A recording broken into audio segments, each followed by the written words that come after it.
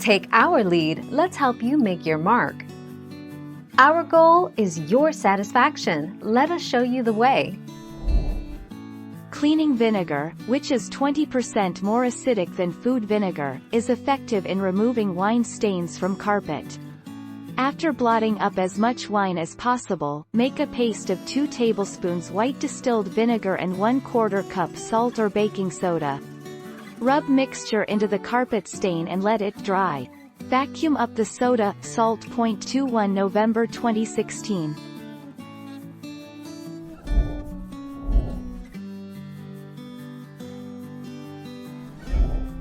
Take our lead.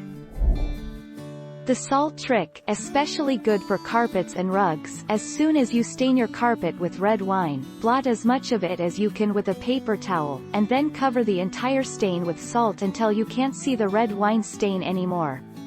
Let the salt soak into the wet stain and then dry. 2 May 2014.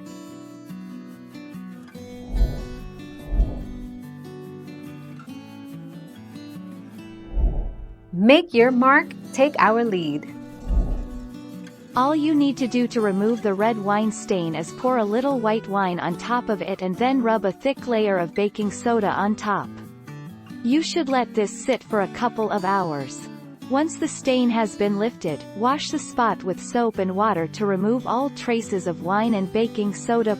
8 July 2015.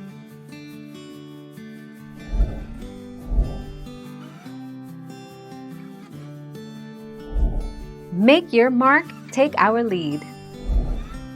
Grab some everyday salt and sprinkle it all over the wet stain.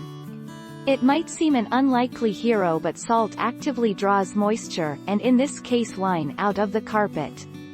Gently press the salt into the carpet, then leave it for as long as you can, overnight if possible, but at least long enough for the area to dry.